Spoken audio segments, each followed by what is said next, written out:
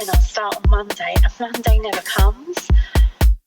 I go on a holiday soon, and I really want a bigger bum and a smaller waist. Can you help?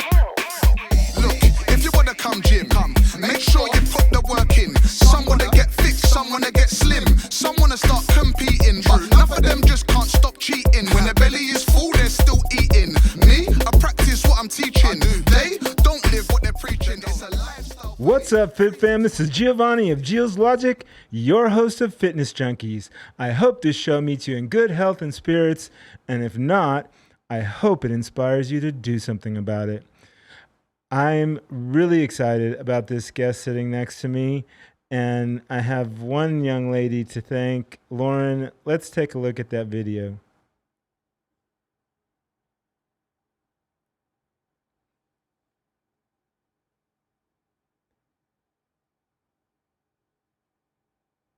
Are we live here on mics? Okay. Yeah, I walked into this and I saw Lauren and I was like, I need to get her on the show. And she was the one that talked you up, and she's like, you got to get Adam. He's really good. You'll like him. I'm like, okay. And then I hadn't really seen you for a while, and then I started seeing you all the time at Elevation, and shout out Elevation, and here we are. Adam. It's good to be here. Yes, it is. Now, this was a clinic, right? Yeah, so we hosted a posing clinic just for a few small select athletes. Actually, my wife was in there in the hoodie, and just kind of held a short clinic. So it's always funny how, you get invited on podcasts or meet your next client, and it's always things like this where people are attracted to groups, right? So they see a group like this and they kind of gravitate to it. Right. What's going on over there? Right. Yeah, that's good stuff. So now, do you train, Lauren? I forgot what the story was with that. Yeah, so Laura and I used to work together, and we actually parted ways peacefully because of just boyfriend's call. He didn't like me for whatever reason, and then they broke up, and we immediately realigned as coach client. So okay. Yeah. And she was back southeast, right? Yeah. Were you back there as well? So I travel a lot for shows. Okay. And when she kind of told me about her prep and how it was going, I was like, there's a lot of things that I can change with this. And but I wanted her to be comfortable. When you take somebody back, you want to make sure it's hopefully for the long term, and right. I love these situations where we end up realigning. I think a lot of people, Lorna and I were always close, and I think a lot of people worry, will he take me back? Or we right. always want our old athletes back, and it's almost good if they experience other things and realize what, I really liked how this coach handled everything. So I think when people come back, it's just a really good testament of, how well we align from a coach-client relationship. Right. The grass is actually pretty green on this side. Yeah, team green. That's why we like to call it that. Nice. So every person that sits in that chair has a fitness journey, and I like to dive into how fitness has played a role in your life, and we can go all the way back to your childhood and to how we got here today. Yeah. Gonna try to do this without crying, but okay. My dad, he would work out every day, and I'd be in the garage on my, 3-wheel bicycle, and he literally used a propane heater to heat the garage. And I would back east. Yeah, I would just be waiting to do my bench press sets with him afterwards. I don't even know if I lifted anything, How old were you? Oh my God, I was probably 8, if Wow. even, probably 5 at times. Right, That's right. probably why my chest is one of my only best body groups, is because I always trained it. And I just was attracted to WWF, having that physique, and my dad had a great physique growing up. When I went to college, I gained a lot of weight, more than the freshman 15. I actually had to leave college because I caught mono. So I couldn't finish my sophomore year. I was super sick. My tonsils abscessed. I was always a track and field. I was a college pole vaulter, third in the state of Ohio for pole vaulting. And I realized, like, I did cross country to stay in shape between the seasons, but I didn't really like it. So when I got over mono, I went outside to run, and I lived in Ohio. The houses are really far apart, but I made it to my neighbor's house, and I realized I hate doing this. Why am I doing this? And I'd seen my dad lift for ages, and I was like, I'm going to get into this because I really want my physique developed versus just being kind of skinny and lean for the most part. And yeah, he was a huge inspiration to me. And I lost him in 2013. But that's when my business really started taking over. I feel like he's kind of like watching over me every Nice. day, Nice. And I really have to thank him for where I'm at now, you know. Yeah. So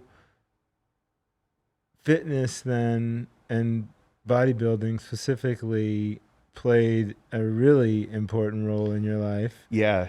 And now how do you take that into your gym practice or your bodybuilding practice? I mean, I know you probably have lifestyle clients and athletes. Yeah. What is your gift, do you think, to the sport and to the activity? Yeah. Everyone's a champion in my mind, and that still comes from my dad. My nickname was Champ, and I call my clients Champ, and some people think it's just, some people don't like it, but everyone really is a champion. If you want to lose 10 pounds, you're just as important as my Olympian. Just send your check-ins, just communicate. Like, I want to see you achieve, whether you're going on the Olympia stage or just losing 10 pounds, or, maybe you have some gut issues and you're just trying to get rid of the acne that comes from that. Just your skin clearing up is like a big win. So it doesn't even have to be about weight loss. It can be other things, helping girls come off birth control and get their hormones upregulated back to normal. We focus a lot on the internal health of our athletes as well, which I think really speaks volumes about the competitors we have, and some of the other things I think we'll cover on the podcast. So coming from a track and field athlete, you have this big imprint of bodybuilding in your head. How did you get from there to becoming a personal trainer to now becoming a prep coach and all the things that you do now? Yeah. So it was 2002. I was into my fitness journey and considering going back to college, but I was also fearful too because a lot of my friends were a year ahead of me. And it just so happened our local YMCA saw my transformation, and they opened up and they were like, "We need trainers. Would you be interested?" Wow. And I said, absolutely. So they sent me to like the YMCA, like really basic certification. Right. And basically at the Y, you're either cleaning towels or training somebody. But I loved it. I had a lot of older clients that I would help. One of my guys had a stent operation and just started taking his fitness seriously. And you realize how hard it is for people when you don't understand it when you're, I think I was 22 at the time, how hard it is to stay in shape when you're that age. But it really gave me a periscope in that I'm like, I do not want to have a stent when I'm, in my 50s. And, Right. these people were like, man, I wish I was young like you and could start all over and be in this. And that's what really kept me in it, was kind of the people I was helping, warning me to stay at it, and Right. don't be like me, Right. Right. And so, you then give shout out to YMCA about changing your trajectory. What are the next steps? Like, that's, again, there's a huge step from that to where you're at now. Yeah. So it started with just training people, and then obviously nutrition played a huge part in that. The YMCA really had some minimal standards on what you could do. Tell people to eat within the food guide pyramid. Really basic stuff. So I actually seeked out a really big mentor of mine. His name's Dr. Joe Klemczewski. He's actually the founder of macronutrient dieting. So he was the person who came up with the concept. So I mentored under him. I'm still mentored under him. We do a podcast together called Contest Prep University. Oh, cool. And then I'm also a D1 educator for him in what we call our Division 1 club, where we help other coaches learn the science of dieting or ask any questions that they want, maybe more experienced coaches to help them through some troubles that they're having, maybe in their own preps or with their clients' preps. And so the whole thing with nutrition and coaching, if you're not a registered dietitian or whatever your credentials are, there's a lot of things you have to navigate through. Unless you're a registered dietitian. I don't think you are. Yeah, are you? No, but we have an RD on staff, and that's kind of how our licensing program works. And Okay. then Dr. Joe is the head of that. So that's what kind of separates us from a lot of other teams, is we do have a medical connection there, which is nice. And that's kind of, what Dr. Joe and the Diet Doc, which is the company I'm a part of, do. Okay. So, you're based out of Las Vegas now? Yeah, so originally all this happened in Ohio, Columbus, Ohio. And that's where they are all at? So they're actually in Evansville, Indiana. Okay, so yeah. that's, we're in a non-physical, you don't have to be in the same place Correct. with your partners and company. And specifically in prep coaching, there's a lot of virtual coaches Yes. and programs. I want to dig in a little bit more about the nutrition part, because I know it plays such a big role. And first of all, what's the name of your team and coaching business? Yes, so my team's called See You Later Leaner. I love that name. Talk to me a little bit about how, let's say, someone would approach you, and let's say they didn't necessarily want to be on stage, but they want to get as lean as possible for whatever, summer, wedding, or whatever. Do you do blood work first? Do you have them log their macros? What's your program? It depends on the context of how the client's coming to you. Yeah. You sometimes have these people that are really, really stuck. They've gotten almost stage lean and they just can't get there the rest of the way. That might be a good time where we may need to look at blood work, like what are the hormones doing? Obviously, we're going to get really hormonally suppressed with dieting. That's normal. But are we experience hot flashes or something like that because we're really low in estradiol? This happens to a lot of masters women very, very easily. So we want to look into those things and optimize them as much as possible. So they may need a little bit of a break from dieting, which is hard because that's what they don't want to hear. But if we can, controllably raise that food intake up just a little bit, give them a break, increase their metabolic rate, increase thyroid function a little bit, then we can start dialing things back in and maybe get that last 10 pounds off that they would like to. Got it. So, kind of going backwards again, you started training people, and then I know there's another leap from training someone to getting them ready for stage. That's a whole nother world. How did you go from training to that? Yeah. So I had some really good transformations. I found myself in the powerlifting camp for a little bit, and what I was kind of known for was having leaner power lifters, because we would diet them down to effective weight class for them. Now powerlifting's exploded now. It's way different when I coached it back to, I mean, a lot of things are the evolution. And, people were like, wow, you have some really amazing transformations and your people stay strong. So I had a contest prep client reach out to me, and I was like, I've never done this before, but she only had like maybe 10 pounds to lose. But I just kind of said, I'm open to it. Just know I've never done this. Right. And then, of course, she won. And then it was like, oh my God, I've Who got is like, this person? this was Aaron Diamond, who is known as Aaron Duggar now, who owns IFCA. They have a huge business where they coach coaches to, generate leads, and just to give I've her, heard about that.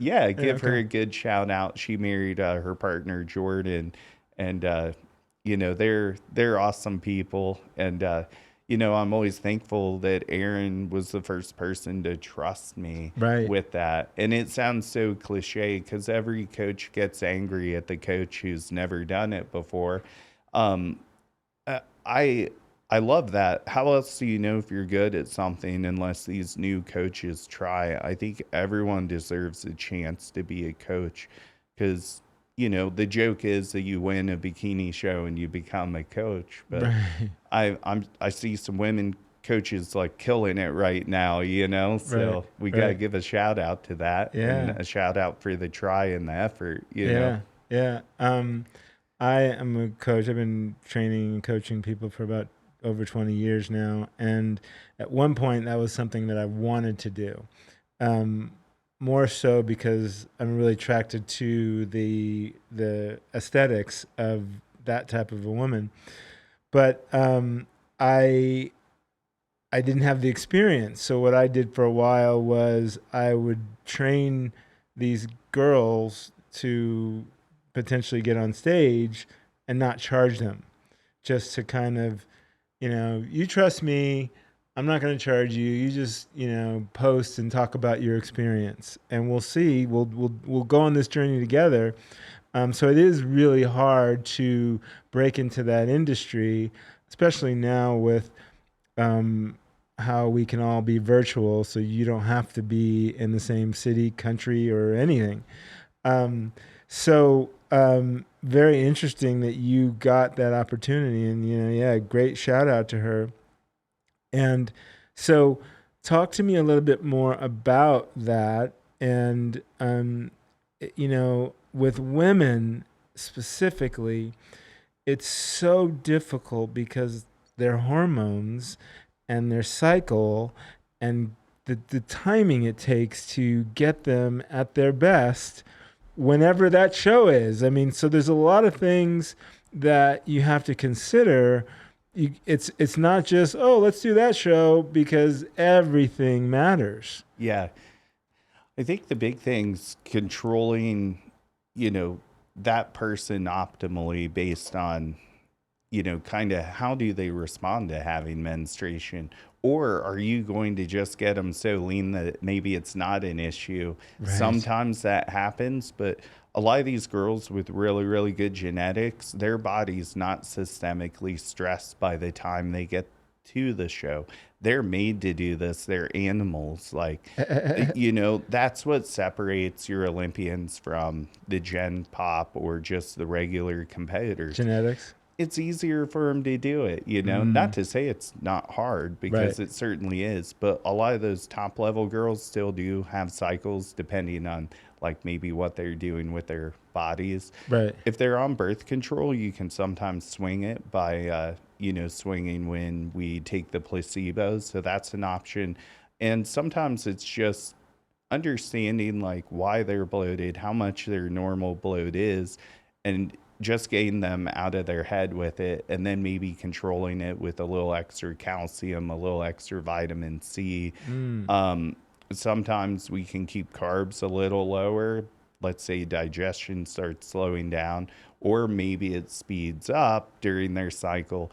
Really, the digestive component of the cycle is a really big one and kind of dictates what you do in those final days of the prep. Which kind of goes back to what I'm talking about. It's a good coach would have almost every month would be like a trial run to see how their body responds. Yeah. And do you like work on like before, let's say someone has never been on stage, do you go, let's shoot for, X date, and we're going to do like a trial run as just to see how your body responds? Or do you just go, all right, you want to do that show? I think you need about 6 months. Let's target that show and then just kind of navigate it. What's your philosophy with that? I have two different ways. Sometimes I'll let someone diet until the point they're maybe looking like 6 weeks out, and then we approach like a show date. But most people, I think, need a goal and they need that carrot to chase. So Right. I find myself more than often throwing a date there and then being open to moving it by like whether they're not ready. Very rarely do I move it up. I just had a client ask me last week, and I was like, 98% of the time I don't move the date up. And Right. that's just being honest, because the sport's so competitive now, way more competitive than it used to be, because there's so many great athletes, and I think the right type of athletes are finding the sport now, where maybe 5 years ago, people could lose the weight, get lean, but maybe they didn't have the muscle.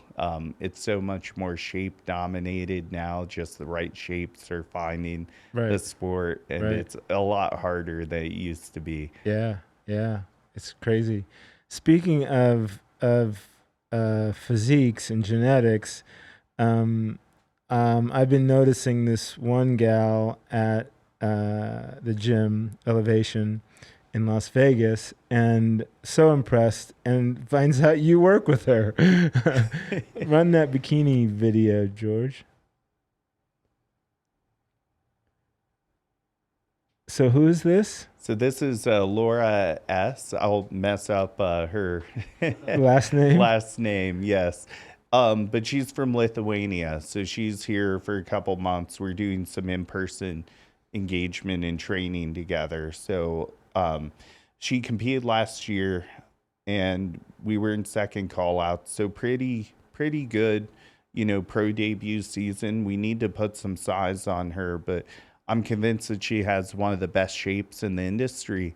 And once we put a little more size on her, I have no doubt that I'll have another Olympian on my hands. I always say I already do, but you have to respect how hard it is. So I don't want to get ahead of the game, but I really do think that we drive really well from a coach-athlete perspective.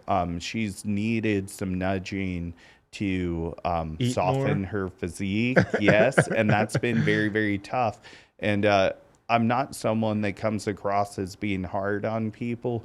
I don't feel like I should beat someone into the ground from a mental perspective, but just find different angles to explain things that are harder conversations, but ones that make people think. And, versus being scared of me, say, hey, I know I struggle with this, and this guy's willing to be patient with me. And I think it's cool to have an athlete with that much exposure, because I'll get DMs and people are like, why don't you have her eating more?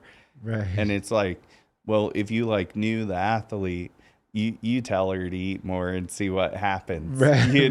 Right. And it really did take some nudging. I'm really proud of her, because we're doing what I mean, when you look at her physique, she's aesthetically perfect. She works harder than anyone I've ever known. She's nearly like just so programmed with her sleep, her eating, her steps, which I kind of wanted her to get away from that, but she likes to track her steps all the time. She is so darn regimented, but when you have someone who checks all the boxes, there's always one box that's not checked. Right. And for her, it was eating more.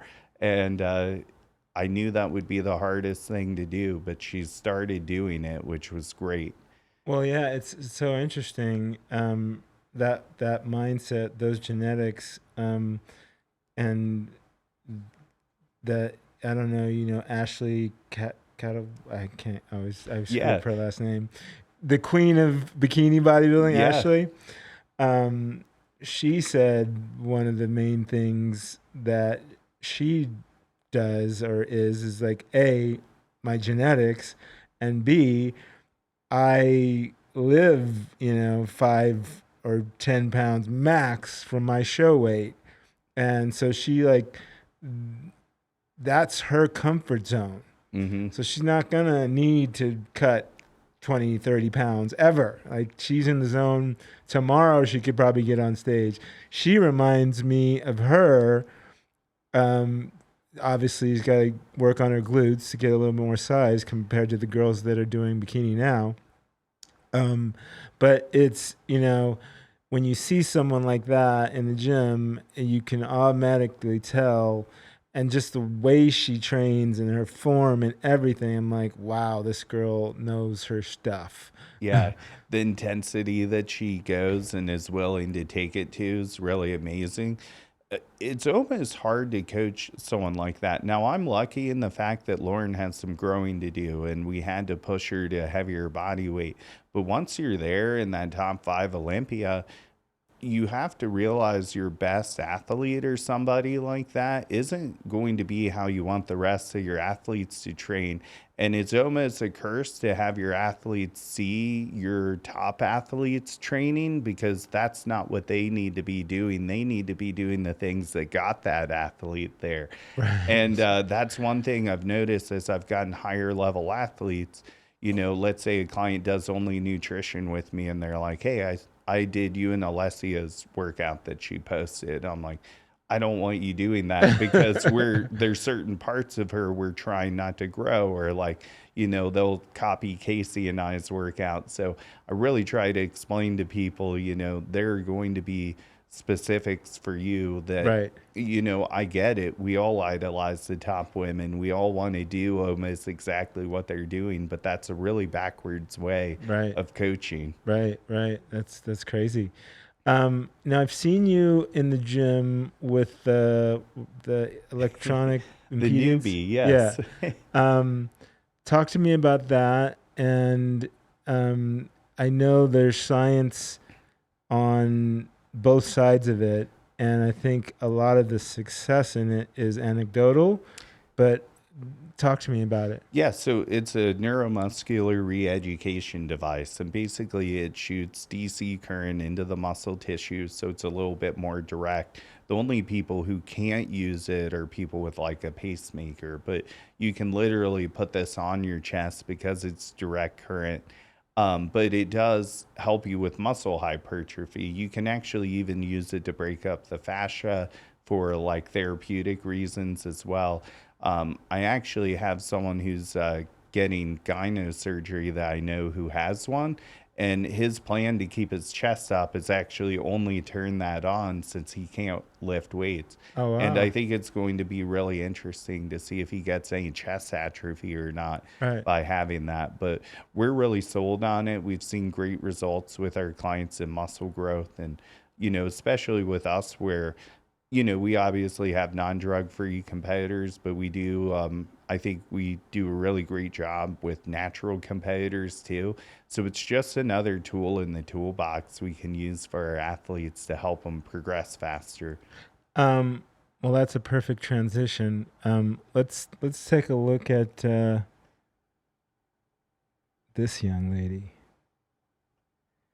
Now, this lady is peeled. And what was she about to do here in that So show? we were doing women's physique. That photo there with the 3 people, we swept the overalls in figure bodybuilding and women's physique. Bodybuilding as well? Yeah, so Wow. that was a drug-free show called the Dave Lieberman Natural Ohio. We had done so many shows together, and then there she is at the Weeder where she won the wellness division and qualified for the Olympia. So yeah, we did 23 shows together. Wow. You know, in 23 shows, you have some shows that don't go so great, you know. And it just comes down to experience with an athlete. You know, she's an interesting one. She's got vertigo. She has a lot of health issues. She has endometriosis, so her periods are even more wild. But those were out of those 23 shows. That's why we can bring her in to such a good level now. Her body is still unpredictable, but less unpredictable and more controllable because of all the things we've been able to do over the course of those 23 shows. And she's natural, all natural. Yeah, so she's a drug-free wellness competitor, which is very rare. I had her in figure and physique until the wellness division came out. When wellness came out, I had a pro the very first year and then her the second year. So I think that's really cool because we were one of the teams that, you know, had pros right out the gates and created pros, you know, before the division like really took off. So what do you think? Her, obviously genetics play a big role. I'm going to assume she works hard as well. Yeah. Her abs look crazy there. You would think Anavar for sure. Yeah. But what are your thoughts? For her, it's definitely work ethic. I've never seen anything stop her. She has a lot of adversity with her health, and that's one of the reasons she picked me. And she never made excuses for herself. And she's a really good communicator. And I think that's really important, especially with all the health issues. People feel like I'm bothering him, and it's like, how can I fix anything unless I know? And she's always been really good about that. And she probably has the most, you know, health concerns and changes out of any athlete I've ever worked with. Actually, one promoter, because she told him about her health issues, was afraid to let her compete and made her get a doctor's note before we competed. Wow. Yeah. In a natural show. Actually, this was a untested show, and they were worried about her falling because of her vertigo, and the lights were different. So we like had to literally get a doctor's note like right away before she competed, and they let her compete. But she, on occasion, depending on the lighting situation and how her vertigo is, she may need escorted on and off stage. So, Wow. and one of the reasons she picked me is I really don't like cutting water before shows. This will be very controversial in this podcast, but your muscles are made up of 75% water. So when you cut it, you lose that muscle volume. So no one should ever cut water unless they're just like too big for their division. And having vertigo on top of dehydration, like a lot of coaches would do to her, just sure as heck would not work. Right. Wow. So, what do you think? You know, you said this is gonna be her first Olympia, correct? Yeah, first Olympia. Wellness. And all I can say is glutes. Yeah. She's not local, right? No, she's in Ohio, so she'll be up here for the Sampson this weekend. Oh, cool. Yeah. Oh, I'd love to get her on the show. Yeah. It's this coming weekend, right? Next weekend. It is, yep. Yeah, talk to her and see if we can, probably after, when she's a little less focused. Yeah. That'd be great. But the studio's closed. Next Saturday. Yeah, but We could figure something out. okay. Yeah. Because she sounds like a very interesting and inspirational person, because illness and types of things like that can really be a good excuse to not work out, to not eat clean, to not exercise. So I'm sure her story is going to inspire a lot of women to get off the couch. So she's not here. So can you do the nodes with her? Like, is she working with someone to do that? Or? Yeah. So with her, we've done it when she's been in town. Okay. And, when I lived in Ohio, I had the machine. So we've done some stuff then. Right. But yeah, for right now, one of the biggest things is having her send some form checks on her, squats and stuff like that. As you saw, she has a knee brace, so she has some ligament issues. So it's like we really want to keep up on that stuff. And sometimes she's really strong, again, genetics, but like if I hear her, like, she's like, I did 395 on my hip thrust, and then next week I'm like at 425, I'm like, we might want to look at how that looks. That's a really big weight jump, but it checked all the boxes. And I'm like, this is why you're a natural Olympian, know, because none of my other clients could make a jump that quick from 1 week to the next.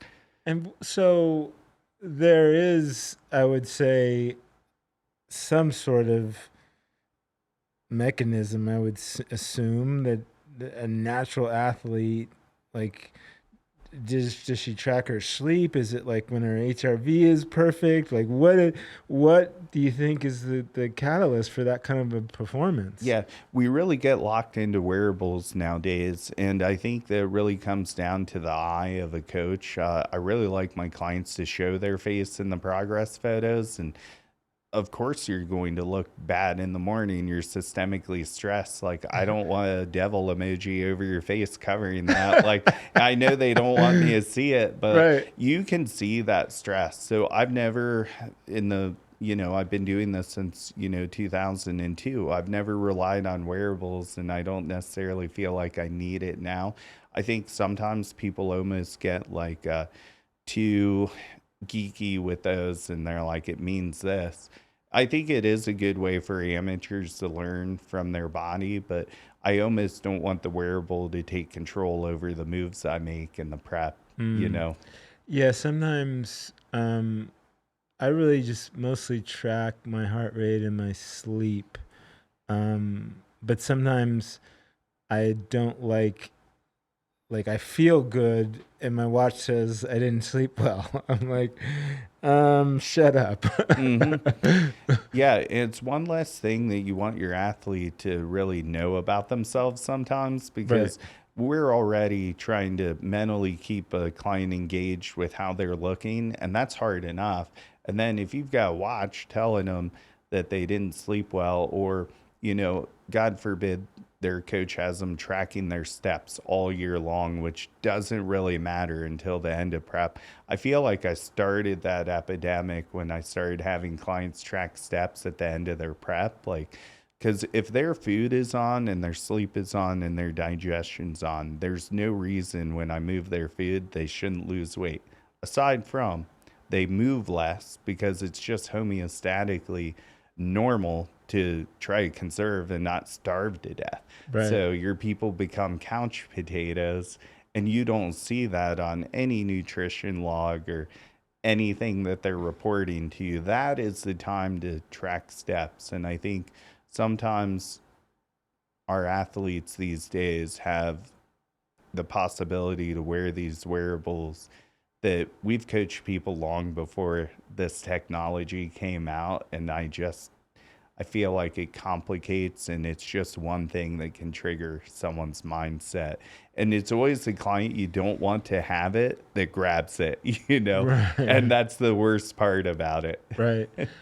But what about the resting the central nervous system, or knowing how to get not necessarily the sleep recovery, but just recovery from a hard workout? How do you gauge that? Is it a discussion or? Yeah.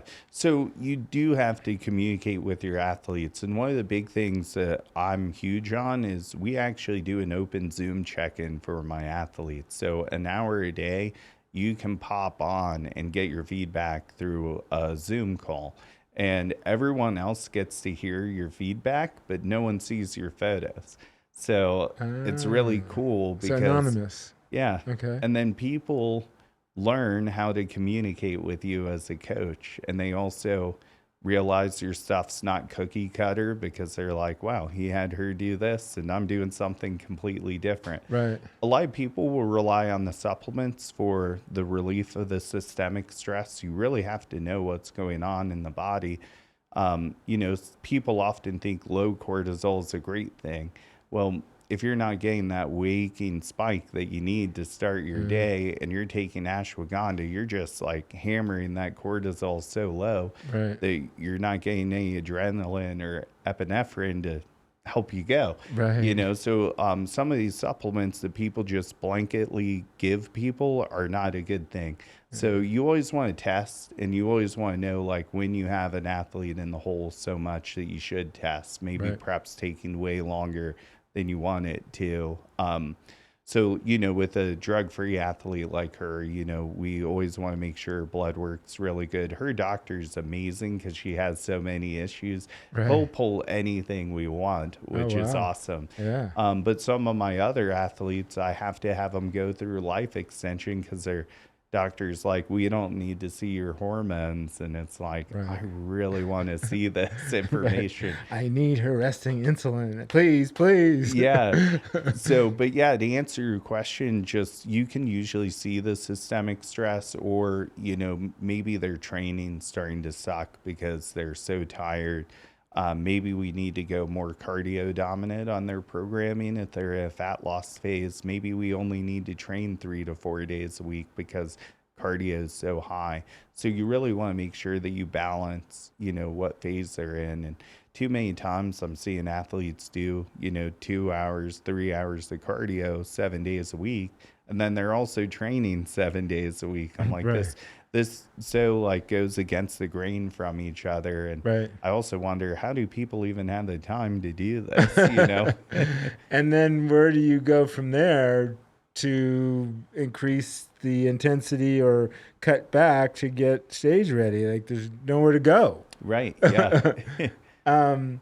So talk to me about cardio a little bit. I'm all over the map usually with it on my personal training, but I've now kind of recommitted to it for other reasons. And I like to tell my clients that a lot of the difficult stuff that we do has other effects on our body, meaning, you may be in a nutrition plan that is maybe 90% good, 10%, indulge. But that also gives you flexibility to indulge on occasion. Cardio, I'm, constantly researching and listening to different doctors and everything now is now pushing me to focus more on cardio in specific doses, like zone 2 cardio for, I would say, the largest portion of the week, zone 2 cardio, and then do one day of zone 4 cardio, like a HIIT cardio. And the benefit I'm looking for is cognition health. But the extra benefit is a different body composition, maybe a little bit leaner, but not to the point where I'm going to lose muscle mass. How do you feel about cardio? I know each person's different, but I know some coaches don't do any cardio, and it's, if we do cardio, it'll be last couple of weeks or something. What's your theories? Yeah, my men and women vary really different for this question because of competing. So one of the biggest things I see is that when cardio is underdone, people lose the ability to reach muscular fatigue in the gym. So they're just gasping for air on squats. I had this happen to a guy, and last week that I was training, I was like, how much cardio are you doing? And not to my surprise, he said none. Right. And I said, this is why your legs are small, is because you're gassed from an aerobic standpoint before we can even push the muscles hard enough to grow. Wow. And I think a lot of people don't think about that, because in the world of online training, this is actually why I like to go to Elevation. You get that real world application every day with training people. I don't want to solely fully be online, but my in-person clients help me check all the boxes for my online clients and make sure that when you see these things, you're like, yeah, dude, you need to do some cardio, because your legs are going to be small forever because you're just aerobically gassed. Like, your leg day is cardio to you because you're doing nothing else after that. Right. My girls tend to do a little too much, but, controlling it. So with my men, I might do a little bit of HIIT to like really tax them, and then a little bit of steady state with my women, trying to just get them to back off of it a bit, get a little more comfortable with being softer in the off season, and, really relieving all that systemic stress that we went through a prep, so their natural hormones can upregulate. Assuming they're a natural competitor, there's going to be different variables for somebody that's enhanced depending on what they're taking and how much, and, should they TRT or not. And then you also want to follow up and make sure that their TRT is actually TRT and that they're not experiencing a ton of other side effects that'll affect them for the rest of their life from a aesthetic, vocal, and physical standpoint. That's a big one there, the vocal thing. Anyway, let's dive a little bit into that, because it's such a hot topic in this space, not even just competitive, but lifestyle. And approaching it, is this something that you don't bring up until someone brings it up to you? Do you base your recommendations based on their goal and the body type they walk in with? How do you approach the supplement discussion? And do you have a doctor that works with your program that works with you to get them the products? Yeah. It's always interesting because the TRT world is so full of providers now. And I have providers I like to use. A lot of big issues I run into is clients don't even know the dosage of tests they're on. They're like, I'm on 0.6 a week. I'm like, that tells me nothing, because it depends on what is in the fluid of the 0.6. That's just a volume marker on the syringe. And then you find out a girl's doing 9 or 20 milligrams a week. I did a consult with a client where she set her license with her wallet on the table with me. And I looked at the license and I looked at her face and I thought, oh my God. And we found out she was on 20 milligrams a week of testosterone, which is a lot, and I just said, you got to pull this back. Like, now you're certainly virilizing, and you definitely don't want to virilize more than you already have. Right. So, right. But yeah, there's certain providers I do like to use, and it's always hard because licensor agreements sometimes go by state, sometimes they can go worldwide, and it really depends on the athlete, like where they live. And since I do it in an online capacity, Florida is like the best state for someone to live in TRT, because you can fill out a document and become a doctor in Florida basically like overnight. And there's TRT clinics everywhere. Like liquor stores. Yeah. So it's really different depending on, where they go.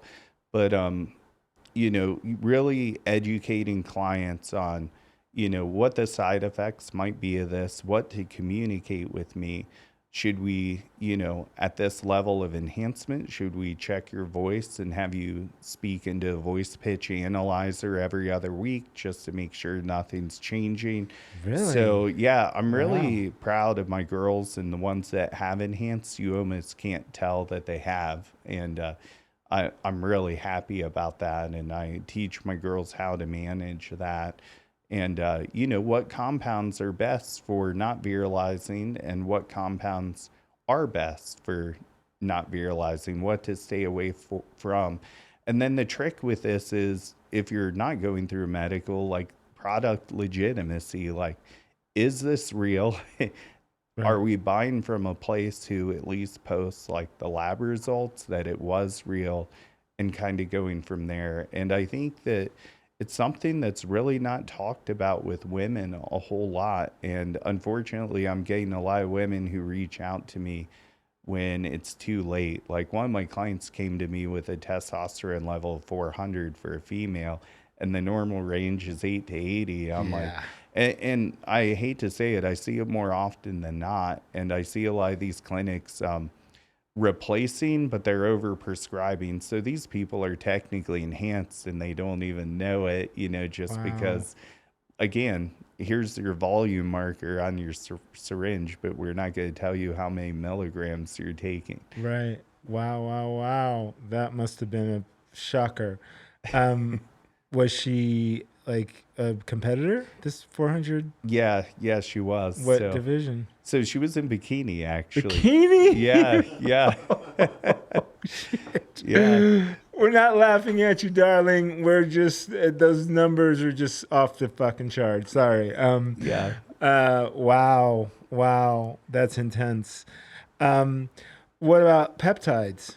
Have you delved into that much? Yeah, How do they're you feel about that? basically serotogogues of what you're trying to get out of the HGH. So I think ultimately my decision has been, go with the real thing versus, a fragment of it per se. And, though, people still want to do the peptides because I think it's like Fisher Price, my first growth hormone stack, because it's just, it's able to be bought in a non-illegal, like, kind of, it's kind of a gray area, right? Like, I'm going to inject my rats with this and not myself. So, Okay. yeah, I think people, I don't want to encourage anyone to buy anything illegal, but I think that's what kind of keeps people from diving into the GH is that it's a, federally banned substance where the peptides are kind of more for, essentially easy purchase. You can buy it with your credit card and never have to worry anything's going to happen. Right. Talk to me about, it sounds like you have a good percentage of female clients. Is it like, what's the ratio? I would say 85 to 90% females. Yeah. So, I should bow to you because women are hard emotionally to deal with. And you're married, so that's a whole nother level. But a lot of this, and like I said, just talked to you, I just did my 100th episode with Flex Lewis, and I wanted to talk mostly about the mental game of this and the mental emotional game of competing on even NPC level, but just getting on stage in a micro bikini is a big deal for most women. The walking around fluffy in the off season, especially after they experience how their body looks when it's super lean in the low teens, single digits. How do you negotiate with all these women and the emotional roller coaster they're on, with sometimes their hormones going away and sometimes they're all over the map? How do you deal with all that? It's tough. I think the Zooms have been great because what I've found with clients in general, they assume you respond to them the way their last coach did, or maybe even how they grew up. If someone can hear me once a week, we can really reinforce, wow, he was gentle. I didn't follow my stuff, but he didn't like tear me up, but he did redirect me gently. People know they can tell me anything. The more people are open on the Zooms, the better. There will obviously be things that probably people don't say openly, Right. but I think people tell me a lot because they know it's going to be received in such a good way. Safe place, kind of. Yeah, it's personal training, it's personal nutrition, not just on a specific, like customizable level, but these people are your friends at the end of the day. Like, and you get close to them and you know their story. And the biggest thing is those clients need to not respect you so much that they can't. You're providing a service, and if they feel like they need something, just because the way you're communicating now or the way things are set doesn't mean it has to be that way. I'm your leader, but I'm also your service provider. So if you feel like to stay on point, you need to send a message at the end of the day, I hit my macros, like I'm willing to do that to keep somebody. Anything that I can do within reason. I have some clients who are like, I want to do a personal phone call for my check-in. That's perfect. I'm probably going to charge more for that since you need it. But yeah, let's give you what you need versus, you know, having to start all over with somebody else. And I think when we look at, you know, personal training, you know, it's hard to not wear it on your heart all day when a client like has a bad day, or maybe like heaven forbid you lose the client, you know, that's like the absolute worst. Right. And my poor wife, she's like, I don't know why you take it personally, but you do, because rejection never feels good. Right. However, like you pick yourself back up and you realize at the end of the day, you know, you go through phases as a coach where you get burned a little bit and you say you'll never go all in again. And then you try that and then you realize you're a really shitty coach. And then you're like, you know what? Like it feels better to lose to go all in with somebody and give them all those tools because they'll likely be back. Right. And two, it just feels better to lose when you're like, you know what? I did everything I could. Right. And you always have the confidence that you're like, I don't think whoever they go with is going to do it better, you know? Right. And so what about the emotional part of that, where like, you know, specifically like, you know, refeeding and reverse dieting and the growth phase and managing expectations and pushing someone outside their comfort zone to get on stage in a micro bikini and walk in those high heels. And it's just like, you're a counselor, like you said, you're a friend, you're a confidant, like you're so much. Yeah. And I guess, like you said, each woman is different. Each woman has a different level of confidence. But I would say with this kind of growth in the sport, especially bikini, and wellness, that more newbies are coming to you, and for the first time, and I'm sure the first time both going up to the stage and coming off the stage is potentially a once in a lifetime thing anyone will ever do. What are some of your tricks in your trade with that? Yeah, it's meeting clients where they are. So, you know, from having pro competitors to amateur competitors, you know, Lauren, I can tell her, I want your cardio here. It's done. You know, we don't have to have a conversation on like how hard it will be. But somebody newer, you know, they're going to be like, he just gave me 60 minutes. Oh my God, is that too much? You know, so you maybe have to explain like the reason why. Right. And, you know, obviously it's because they need to be leaner, right? If we're giving that cardio. But people read into the bad thing is there's like websites like Reddit out there where someone who never made the stage can say you're doing too much cardio. It's like, how do they even know, you know? Like, who is this mythical person on the other side saying 60 minutes is too much, you know? Right. So you really want to keep your clients out of that space. That's one of the reasons I don't have it, is because it's just, it's not really useful information, because how can we certify like who the information's coming from, you know? So, you know, one, open up the doors for communication. Like, this might be hard.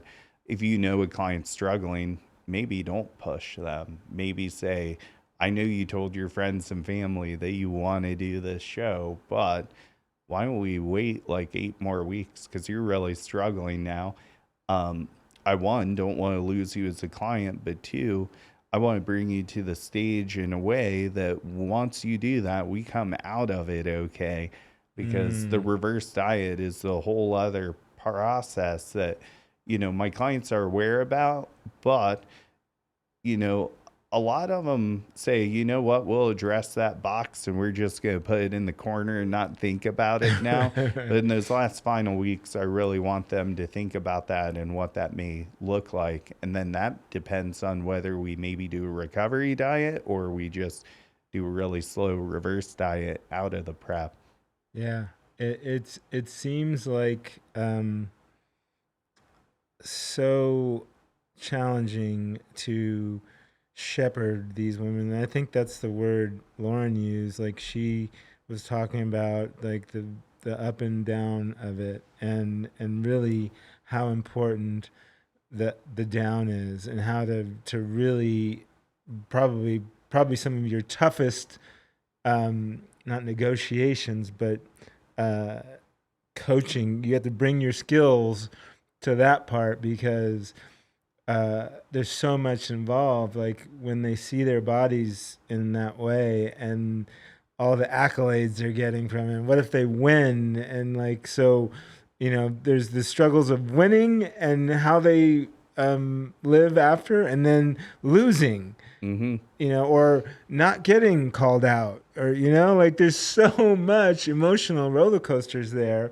And women are naturally emotional. So it's just, I feel like that's probably one of the harder things you have to deal with. It is, because people want you sometimes in that moment to tell them what they want to hear.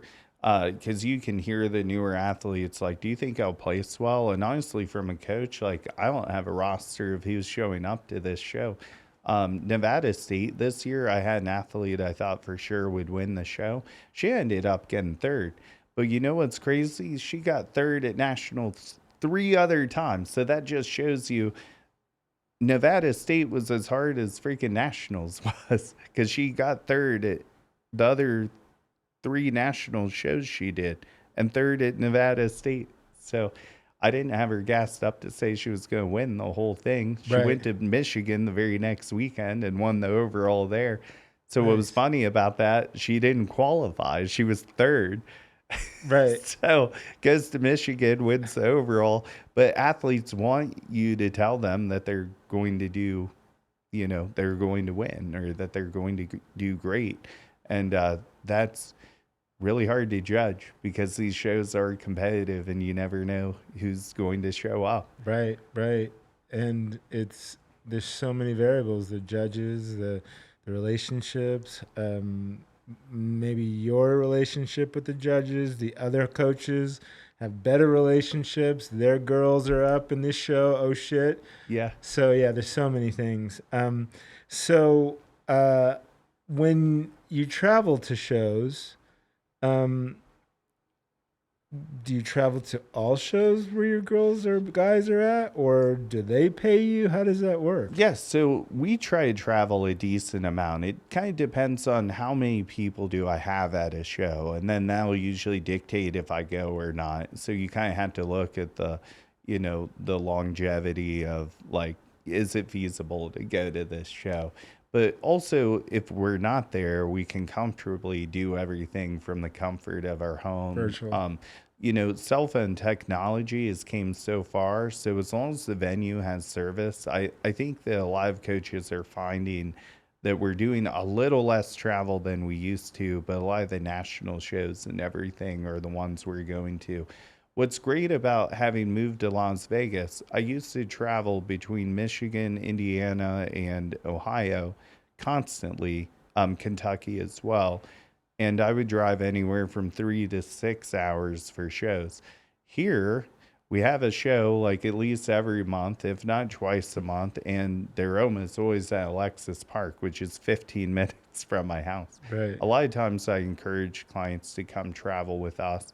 Some of them stay at our house because we have a kitchen and they cook all their meals, and they get what we call the see you later leaner experience where, like what better than to have your coach there, like along your side. Some of them get hotels and that's fine too. And we just go down and visit them to, do their check-in. And, it's just a good bonding experience that, hopefully once an athlete experiences that, they realize how important you are to them. And then also that you create, by meeting each other and getting to go through a show together and being able to eat dinner afterwards really allows a whole nother level of connection that I don't think a lot of other teams offer, and it's because we really care, Right.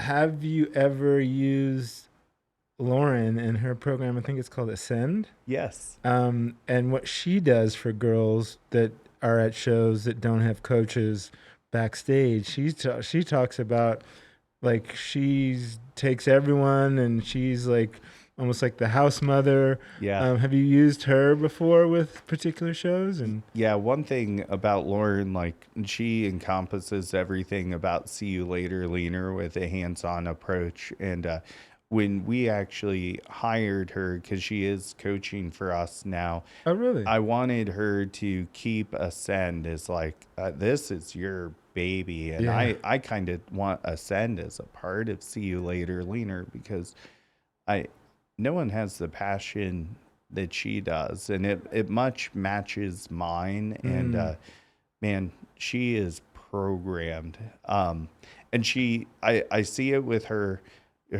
downfalls. She overextends herself a little bit, and it reminds me of my freaking self. So it's great to see myself in action, but again, I'd rather see that. And that's what's really special about her, what she does for the girls. And we haven't gotten to experience it a ton yet because we really just started working together as of like October, November of last year. So really the season started kind of slowing down at that time of the year. But I think that Lauren and I combining Ascend and See You Later Leaner are going to be a force to certainly be reckoned with. Yeah, especially on the shows where she'll be there and you can't be. And just like you said, people see the energy in a particular part of a room and they go, what's going on there? It's something I'm drawn to. And she's got that kind of energy. Before we go, I want to ask you a couple more quick questions. You're coming back for the 24-hour show panel that we're doing here, right? Yeah, on the absolutely. 12th, I think? Correct, April 12th. April 12th, we're going to do a live show. So we'll be able to tell all of our followers to come on live and hear the panel discussion. And then what else have you got going on? Have you have anything new that's popping up? What's in the near or far future for you? I know Olympia's here in our town this year. That's great. Yeah, Olympia's here. Honestly, my wife and I are really enjoying the entertainment industry in Las Vegas. So we like music. We love the arts. So on a personal level, my wife and I are just really enjoying the time, the quality time, and the memories that we really get to make in Las Vegas. It's such an amazing city with so much great talent. And the reason I bring that up is when you see these performers doing backflips and landing them perfectly, there's no excuse for me to have an off day in my office from the comfort of my own home, like not in front of an audience. Like these performers are super inspiring because if they're sick, like they still got to do this stuff at the end of the day. And I'm just so amazed by it. So essentially, just on a personal level, just full force enjoyment out here with my wife, my partner, my love in Las Vegas. Secondly, we own what's called the Cascade Palace. So we actually do photo shoots out at our pool, and we rent them out to photographers and stuff like that. So Okay. that's You were been telling Vanessa Saros was... yeah. So okay, that's yeah. how I met Vanessa. Was she did a photo shoot with Sean Nelson out at Yeah, our house. Sean, yep. So we do the pool rental thing. It's really cool because we get to share. My wife's really big in interior design. So when these models come in and they see the furniture, they're like, wow, this is amazing. So it gets her really involved in more of what we're doing. And our Nice. athletes come out and do photo shoots out Nice. there also. Yeah, Sean's a great guy. Yeah, you got a nice little community there. Yeah, absolutely. Yeah, very exciting. So how do people get in touch with you best? Yeah, so they can reach out through Instagram. My screen name is See You Later Leaner. And then they can also email me, adam@thedietdoc.com. Nice. Well, this has been great. This episode will probably come out like a week before the 24-hour show, so we'll be able to, your comments will be perfectly timed for the show next week, I guess. So thank you so much for coming. Absolutely. I'm glad we finally got this done. All right, Fit Fam, this is a good one. Share this with probably the many people that you need to hear, that need to hear it. And until next time, Fit Fam, I'm out.